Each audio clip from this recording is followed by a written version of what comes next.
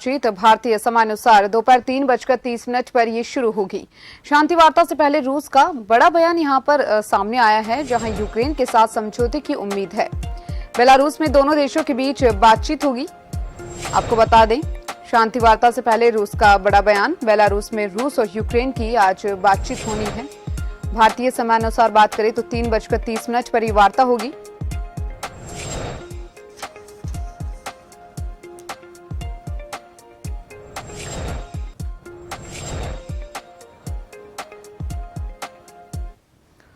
मेरे साथ विदेश मामलों के जानकार करोड़ी सिंह जुड़ चुके हैं। करोड़ी सिंह जी, जहां हम बात करें, रूस जो है वो बिल्कुल भी यहां पर ढिलाई नहीं बरत रहा है किसी भी चीज में, तो वहीं अब बातचीत का दौर जो है वो भी शुरू होने लगा है धीरे धीरे। क्या कुछ कहेंगे?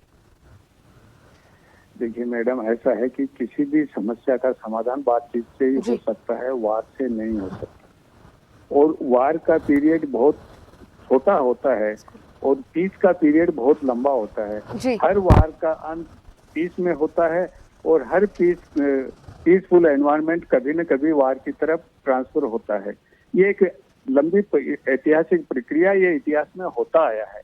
तो अल्टीमेटली बातचीत ही होगी। समस्या का समाधान डिप्लोमेटिक तरीके से ही होगा।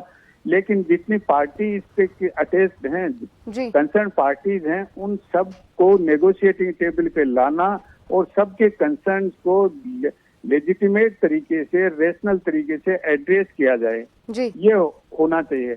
और मुझे लगता है कि अब रशिया और यूक्रेन दोनों साथ बैठ के बातचीत करेंगे। बातचीत करके शायद यूक्रेन ये कह दे कि नेटो की मेंबरशिप का जो एप्लीकेशन है मैं विड्रॉ करने को तैयार हूँ और युद्ध विराम हो जाना चाहिए। क्योंकि मेन जो झगड़े का जड़ था वो यही था कि नेटो के मेंबरशिप के लिए अप्लाई किया और रशिया ने उसको अपनी सुरक्षा के लिए खतरा माना। क्योंकि नेटो के एक्सपेंशन का आज के अंतर्राष्ट्रीय वातावरण में कोई फर्क नहीं था। नेटो एक कोल्ड वॉर के टाइम में बना था, जब दो विचारधाराओं की लड़ाई थी। तो कम्युनिज्म को कंटेन करने के लिए, कम्युनिज्म से अपने आप को सुरक्षित करने के लिए उस समय नेटो बना था। आज यूरोपियन कंट्रीज को या अमेरिका को किसी से खतरा नहीं है। जब खतरा नहीं है तो नेटो का जैसे अलायंसेस को एक्सटेंशन करना या एक्सपेंड करने की क्या जरूरत है। इसलिए आगे में भविष्य में अगर विश्व को शांतिपूर्ण तरीके से रहना है तो अलायंस सिस्टम को डिनाउंस करके डेवलपमेंट पार्टनरशिप की तरफ बढ़ना चाहिए। वही सबसे अच्छा विकल्प है। क्योंकि अगर कोई दूसरा विकल्प हम ढूंढते हैं, युद्ध के टाइम में भी अगर सैंक्शन लगाते हैं या और कोई रेस्ट्रिक्शन लगाते हैं या बॉयकॉट करते हैं, तो उससे समस्याएं बढ़ेंगी, उससे सबको नुकसान होता है। जैसे रशिया पे इकोनॉमिक सैंक्शंस लगाए, बैंकों के स्विफ्ट सिस्टम से रशियन बैंक को अलग कर दिया, तो उससे दूसरे देश भी प्रभावित होंगे, यूरोप भी प्रभावित होगा। यूरोप की एनर्जी रिक्वायरमेंट पूरी होगी नहीं होगी, फाइनेंशियल एक्सचेंज नहीं होगा, तो केवल रशिया प्रभावित होगा ऐसा नहीं है। क्योंकि आज इंटरडिपेंडेंस का वर्ल्ड है, इंटरकनेक्टेड वर्ल्ड है। उसमें एक कंट्री को अगर आइसोलेट भी करते हैं आप तो सबको नुकसान होता है।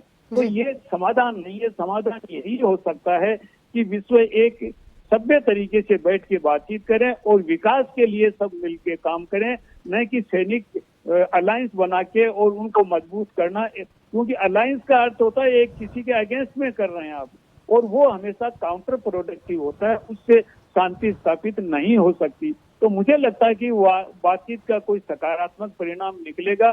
फिर भी रशिया को आशंका है, इसलिए उन्होंने अपनी न्यूक्लियर फोर्सेज को अलर्ट कर दिया है कि कहीं जो नेटो के राष्ट्र हैं वो न्यूक्लियर पावर को यूज न कर लें, अमेरिका या उसके मित्र देश हैं, तो उनको आशंका है।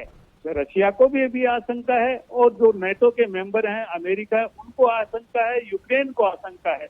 तो ये जो आशंकाओं का वातावरण है, इसमें एक ट्रस्ट डिफिसिट इस सीमा तक बढ़ गया है कि वार की तरफ बढ़ना पड़ा। तो उस ट्रस्ट को रिस्टोर करना बहुत बड़ी चीज है। तो मुझे लगता है कि बातचीत से कुछ सकारात्मक परिणाम निकलेंगे और उसके बाद एक ट्रस्ट को रिस्टोर किया जाएगा, पुनः स्थापना होगी, एक दूसरे के प्रति विश्वास को जनरेट करेंगे और कुछ अच्छा परिणाम निकलेगा। जी मैम। जी, बहुत बहुत शुक्रिया आपका तमाम जानकारी को इतने विस्तार से हमारे साथ साझा करने के लिए।